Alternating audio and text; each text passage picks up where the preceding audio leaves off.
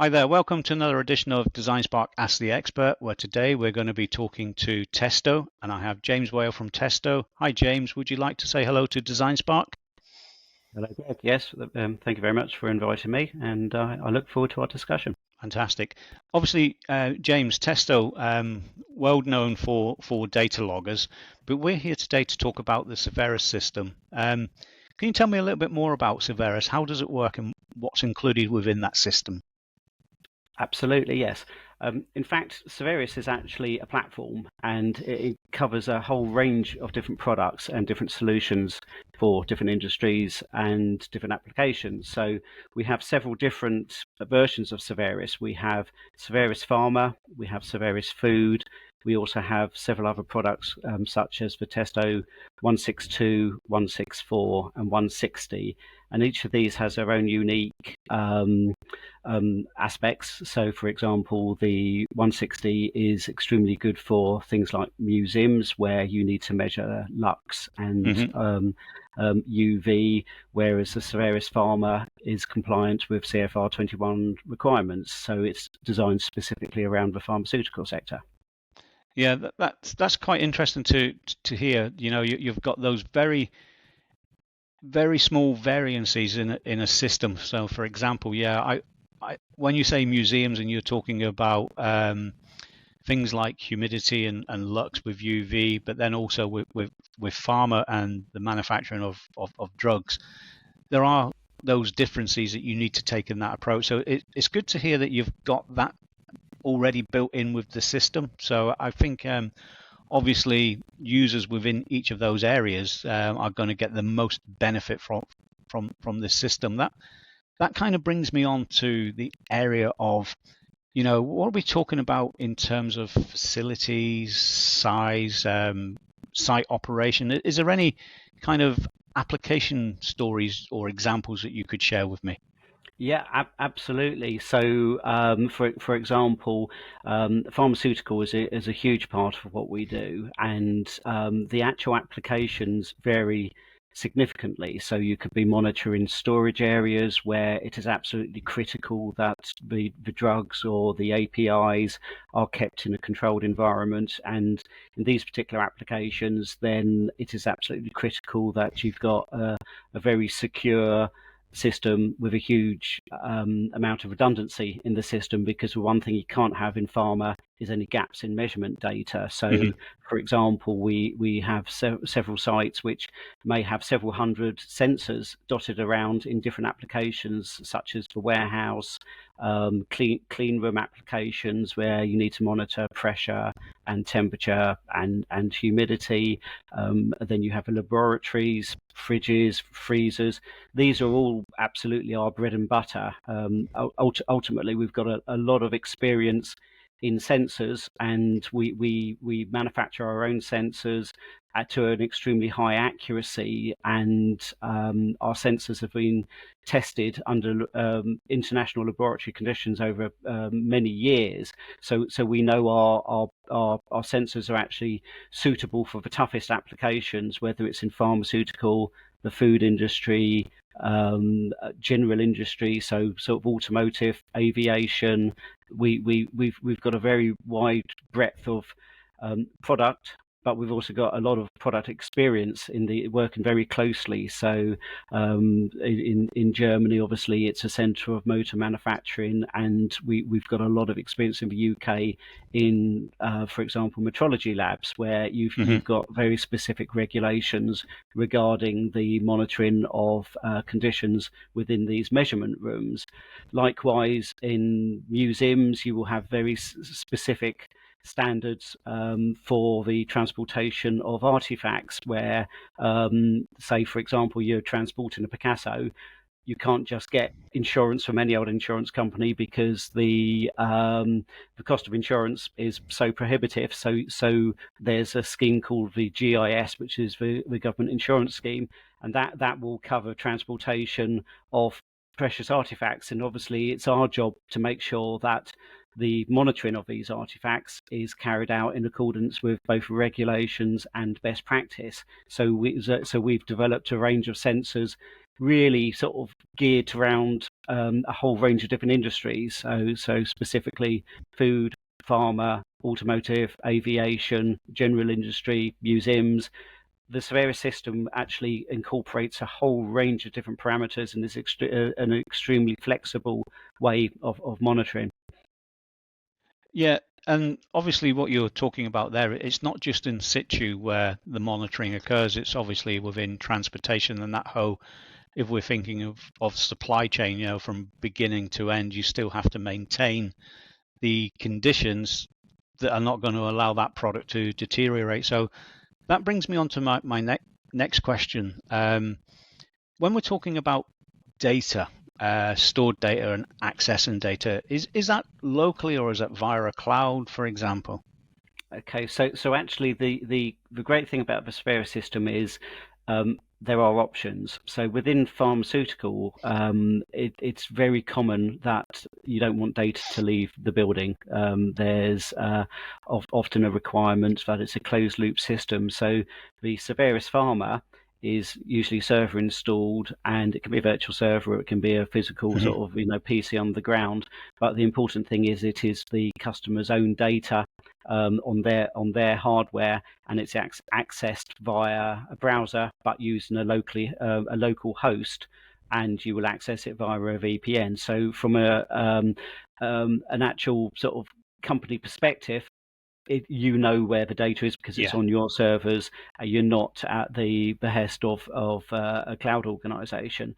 However, we also do the Severis Cloud Platform, which is a different concept, and this covers a whole range of different measurement instruments. And here we have a cloud system which is accessible via any internet-enabled device. But the security on these systems is extremely high. I mean, obviously, everyone uses online banking these days, and the security and the redundancy is really exactly the same. So we don't just have our cloud data on one server in one country. We actually have mirrored data centers in Asia, North America, Europe. Right. And even within these regional data hubs, you've actually got a lot of redundancy over several sites. So if one site was taken out, then it would actually still be mirrored on duplicate sites. So the actual risk of losing data is infinitesimally small, and it's extremely high security. And obviously, as a company, we are very conscious of the security aspects on any cloud system. So every step of the process, we only use ISO 2000 or 27001 approved companies. So even external partners have to be certified, and the actual process is extremely secure. And likewise, when you're connecting to our data, we've got extremely high levels of encryption. So, for example, we use enterprise authentication. So this is about the highest level of authentication you can get when accessing a site. And the data is encrypted both from when it leaves the data logger to the internet, but also it's encrypted actually on the cloud server itself. So in all the years we've had a cloud-based system, we've never had any security breaches at all. It simply just doesn't happen with Testo. Fantastic. That's really good to hear, and obviously quite comforting when you're talking about data integrity. I was going to talk about compliance and security, but I think you kind of already answered that to some extent. But I just want to figure out what makes this system, the Severis system, different from other monitoring systems on the market. And I think you've already touched on a few things. It's a very good question, Greg, because if you look at sort of these products, and you've obviously got a huge range on the market, sort of 10 quid loggers going right up to a very bespoke sort of expensive systems, and ultimately they all do the same thing. They all measure temperature, they all measure humidity, and superficially you look at the accuracies and you may say, well, that one's half a degree and this one's 0.2 of a degree, but is it really worth the difference in cost? So we have to look a little bit deeper as to what makes Testo different. If you forgive me, I will go into a little bit of a history of Testo.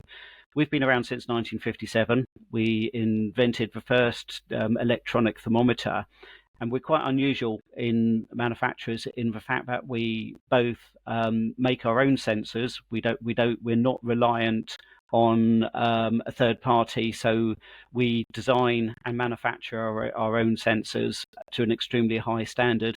And as I mentioned earlier, we spent several years testing our sensors in every single national lab. So whether it's at UCAS in the UK or NIST in America, our sensors have undergone long-term stability tests in a huge range of conditions, whether it's tobacco, high velocity airflow, extremely wet conditions.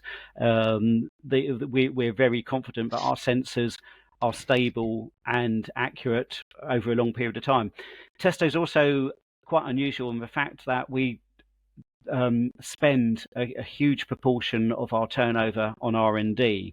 So we will always maintain at least 10% investment in R&D on our turnover. But in times of recession, we actually increase that and spend more. So we are always looking both to the present product range and the technology as it is, but we're also world leading in developing new sensors, new ways of doing things. And our advantage is both our experience, our history, but also the way the company is structured. So we are not beholden to shareholders. Although there are nearly 4,000 of us, we're a pretty big company and we're a global company. We're still actually a private company, and this enables us to develop for the long term and not just to get a product to market. We get a product to market, which is a good product, and it's a stable product, and it's a reliable product. And our experience over the years has really, illustrated itself. In fact, we've been around for so long, and people come back to us time and time again because we make good stuff. It's not the cheapest, but it's good. No, it's refreshing to hear, the kind of concepts that you're talking about there for quality control internally. Doesn't sound like there's a lot of outsourcing there at all in terms of the products and how you're actually bringing the products to market. It sounds like there's a very stringent process for that quality control all the way through from product idea to product delivery. And as you said, you're not beholden to anybody else other than yourselves, and that's what really counts in the reputation at the end of the day. So yeah, that's really interesting to hear that, James. The other thing around, obviously, data logging systems, anywhere where we're going to be taking data which can be then utilized for users to show their integrity of their system, for example, whether it be the manufacturing within pharma or for actually, the transportation of perilous goods or sensitive materials, as you were mentioning, museums. What is it about the installation and the integration with Severis? I mean, for example, the configuration of the system, how do users bring that into their existing sort of like building management systems, etc.? Can you just tell me a little bit more about that?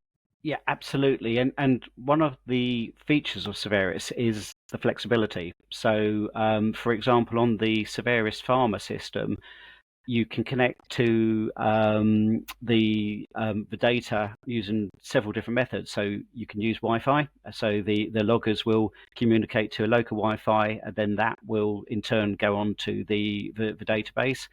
You can use Ethernet, so you can plug a device directly into the network, or you can use our proprietary RF module. So this uses 868 megahertz, which is an extremely strong, extremely stable transmission frequency. But it also means that you don't use up any bandwidth on your local Wi-Fi. So Right. IT people in particular love RF. because you know it's not going to have any impact on anyone else in the building.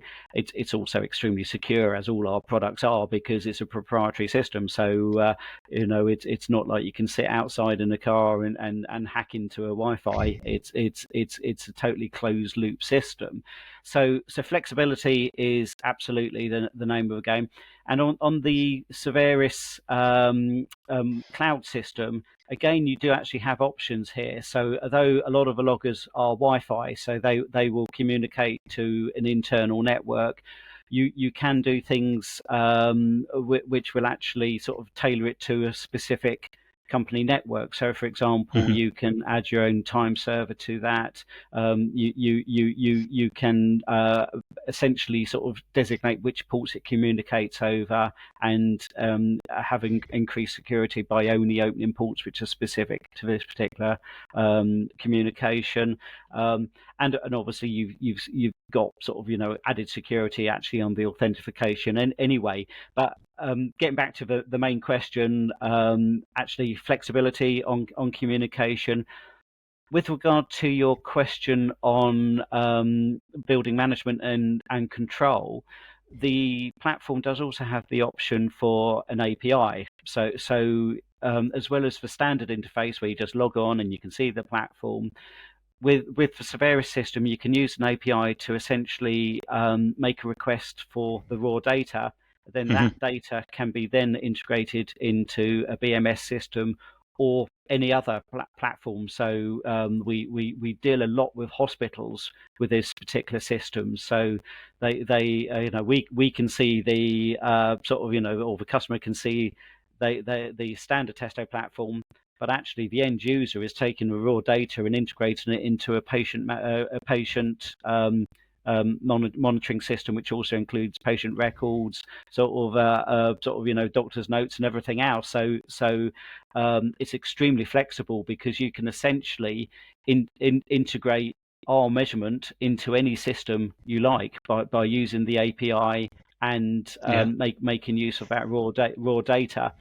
And of course, you've also got the option to go back and view the data, extract the data over many years. So, for example, if you were to have an audit and someone asked for your data from 5 years ago, that is absolutely straightforward. You can, with the API, you can just do a historical API call, or on the standard Testo database, it's at the click of a finger, really. Yeah, that's really interesting to hear that. In terms of the way that the data can be served up, you've got the overall performance level, but if you wanted to go into the raw data for the more detailed recording, if you like, but also what you say about the length of time that you can then access that data, that really is. That's good to hear, because you're not always aware when that data is going to become useful or apparent, and it could be something which, a couple of years down the line, you think we need to go back and look at this, for example, and that data is there. That's really good to hear, James. Yeah, absolutely. And in fact, some industries. So, for example, with our Severis One system, the data is there forever. It's your data. We don't own it. You own it. And in the food industry, a supermarket may well go to a supplier and say, you ran a sausage promotion back in 2010. You said you were going to sell X number of sausages. You actually sold so many. We need to see the data from that period, and that will also include all data such as temperature and sort of manufacturing conditions. And with the Severis system, you can do that. You can go back to whichever point you like extremely simply, and also create reports. So if you have an audit, you can say, right, I need sort of this time to this time. And it is extremely straightforward. And if you think it's not so many years ago that you would go into any food company, and the first thing you would see, you go into the technical manager's office, is literally hundreds of folders, each with a huge number of handwritten temperatures on, or sort of whatever it is they're reporting. And trying to find data is almost a full-time job. And now it's at your fingertips. Yeah, no, that's that's really apparent in terms of the discussion we've had today. If you think of those industries, particularly you're talking food and beverage and obviously pharmaceutical, to have that level of data to call upon retrospectively is really needed in this day and age. So yeah, no, that's a good point there, James. Yeah, and actually, one particular example we had some time ago was actually in a metrology application, so a measurement room in the automotive industry. And in this particular application, you're testing things like camshafts or cylinder heads for stability under certain conditions. And if a car has been recalled for a manufacturing fault, they need to go back through the records over a long period of time, because a fault may not become apparent for maybe 3 or 4 years or even longer, because it's only when the engine maybe starts to wear that manufacturing faults can actually become apparent. So it's really critical that you've got both the current data and historical data as well. Yeah, absolutely. And I think if you follow the news, over the last 10 years, there's probably 3 or 4 of those cases that you could actually mention. Obviously we won't mention any brands, but I have seen that over the last couple of years where there's been a recall further on down the line or problems presented itself. So yeah. James, we're talking about, obviously the data was there to call upon if you so need it, but in terms of the alerts and notifications, how does the system alert users of any deviations or failures, and can users actually customize the different users and the thresholds that those users can actually look at? Absolutely. And with both our systems, the cloud system and the server-based system, the alarming is designed to be extremely flexible. So by default, you will always have email alerts. There's text message alerting. You've also got on the pharma platform webhooks, so you can actually receive alerts via Teams or WhatsApp.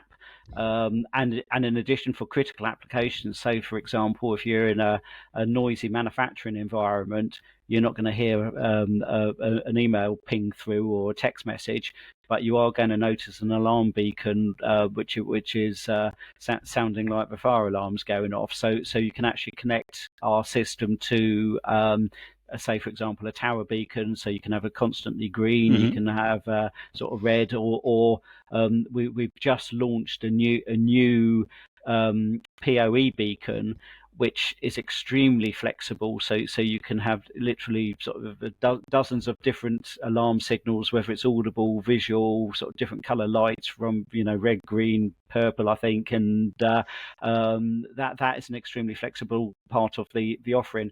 But in addition, you've also got on the pharma side of it, the option for relay. So what quite a lot of our pharma customers will do is have an output into a control panel, which will then contact a 24/7 engineer, because obviously what you can't do in pharma is have a fridge go down and your absolutely priceless clinical trial or cancer drug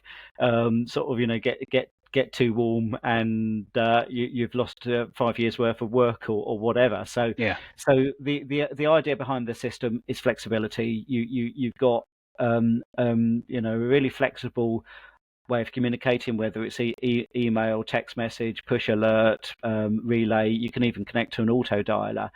But in addition, the actual configuration of the alerts. So obviously by default, you can have sort of upper limits, lower limits, alarm warnings, critical alarms. But then you've also got things like gradient alarms. So for example, if you're not interested in a single temperature, but you're interested in temperature change over a period of time, that is also entirely possible.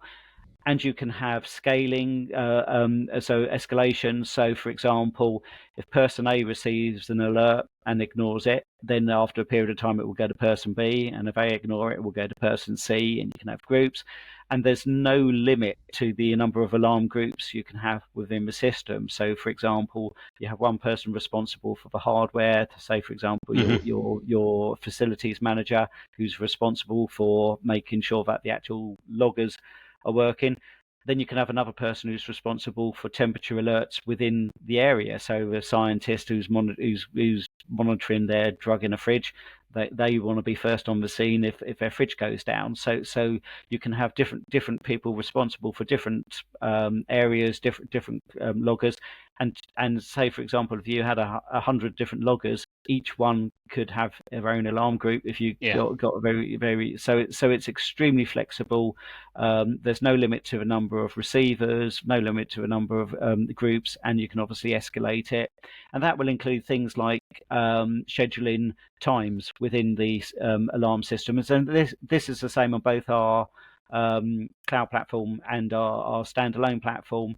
So, for example, if somebody works 9 till 5, then they will receive alerts during the daytime. But then after hours, it will go out to somebody else. And again, there's no limit to the number of groups and people those alarms can go to.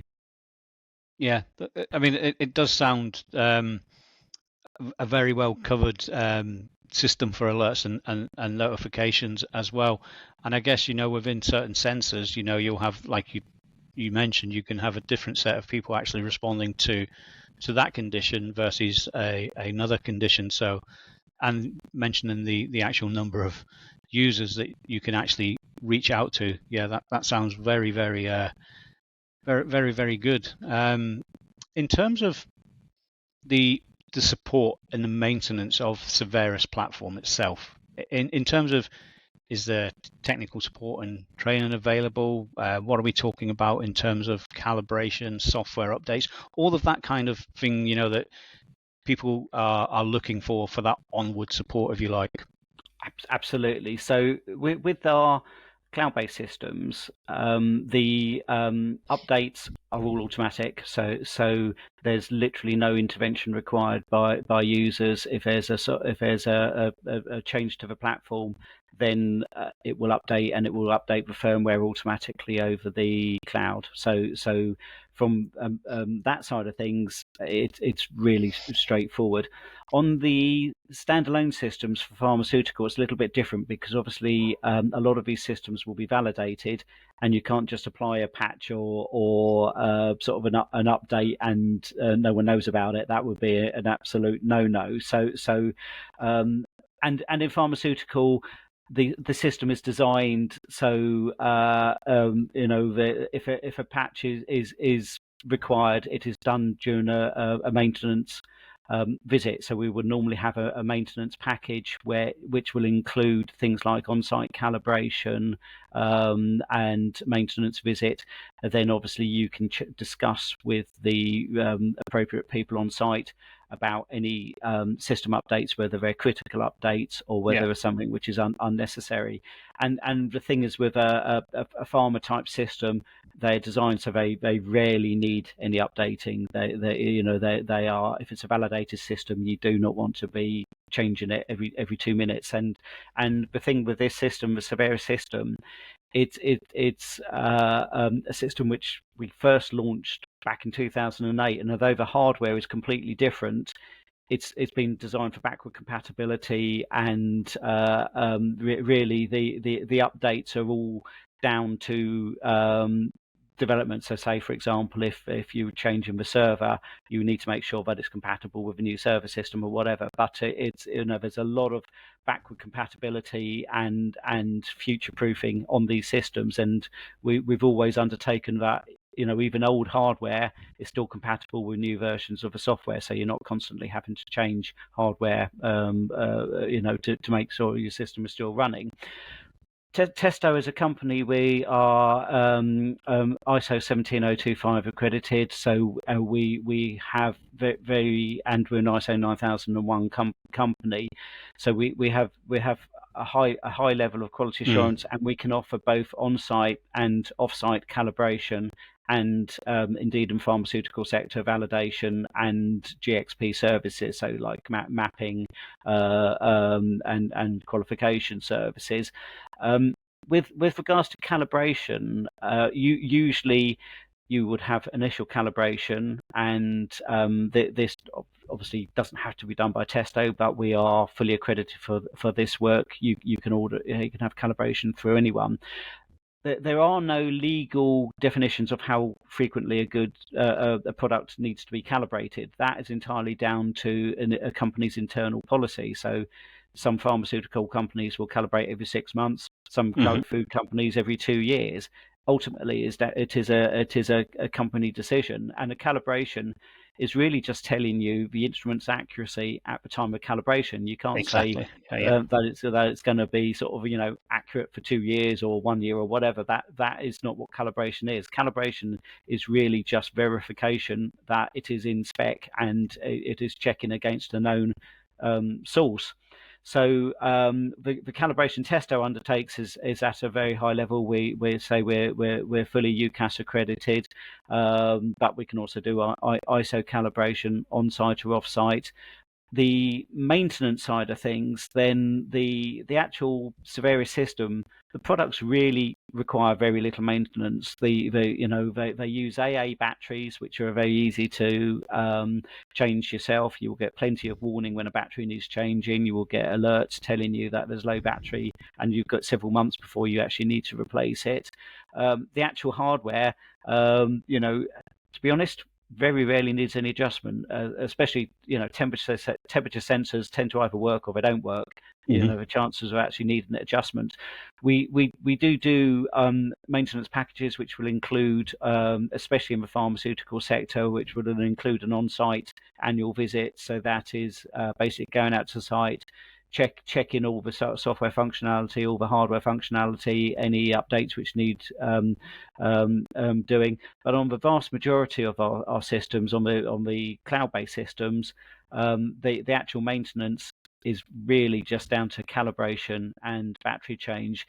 And in fact, we actually, our latest data log of a Testo 164, that has batteries which will last at least 8 years and probably a lot longer. So the actual user intervention is really just annual calibration if you have Yeah. it calibrated annually, and they communicate via Wi-Fi, which is extremely stable. And from a user point of view, it's a dream, because a few years back, you'll be changing batteries every few months, and the batteries wouldn't be standard batteries. There'd be a special battery with a connection plug on it, and you could only order it through a specialist company. Nowadays, it's absolutely straightforward. If you need batteries, most of the loggers use AA batteries, or the latest generation with the 8-year battery life. They're sealed units, and the batteries will outlast the units in many cases. Yeah.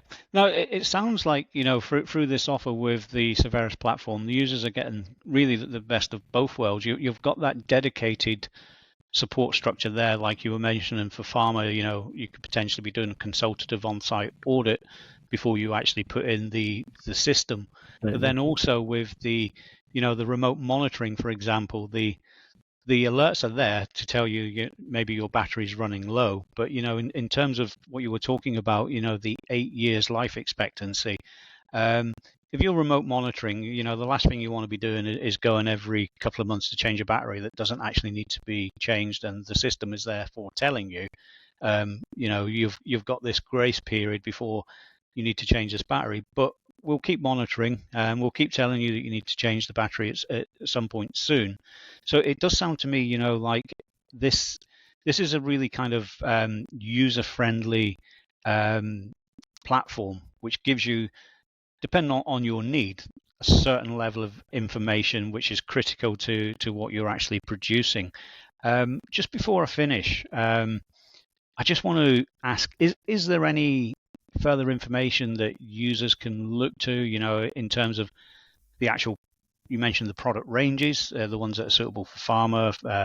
Obviously, you mentioned museum and food and beverage, for example. But is there any way that users can get in touch or have a demo or find out a little bit more information about the Severis platform? Absolutely, because obviously, with any product, until it's in your hand, it's sometimes difficult to compare, and especially with the larger continuous monitoring systems, every site is different. So with any wireless system, what may look like a big empty room the actual signal distance can vary depending on the amount of concrete, the amount of steel. So with the larger projects, yes, absolutely, we do sort of site visits, and we'll survey. Obviously, with the sort of a smaller, Wi-Fi loggers, you can actually test for Wi-Fi yourself, sort of using your phone, and sort of see signal strength from there. But we have a team of UK-based engineers who are extremely willing and happy to go to the site, discuss different projects, sort of requirements, and actually sort of act as a consultant. I think in my 25 years at Testo, the one thing that has struck me more than anything is actually listen to requirements. Don't try and tell a customer what they need. Actually listen to what they want, because every site is different, and we've got a lot of experience with different applications. But of course, nobody knows their business like the customer. So, our offering is really sort of to enable the customer to sort of achieve what they need to do, whether it's fulfilling compliance, whether it's improving efficiency, and our role at Testo is to really listen and advise, and hopefully come up with a solution that is going to really help improve your day-to-day running. Fantastic. James, it's been great talking to you today. I've learned so much about the Severis platform. Obviously, a lot of these products are available through RS, but also check out Testo platforms for more information. As James mentioned, you can get a lot more support from Testo Direct if you're really interested in this platform. So, James, thanks for joining DesignSpark today. It's been great talking to you, and perhaps we can have you on DesignSpark again sometime soon. It would be an absolute pleasure, Greg. Thank you very much for inviting me.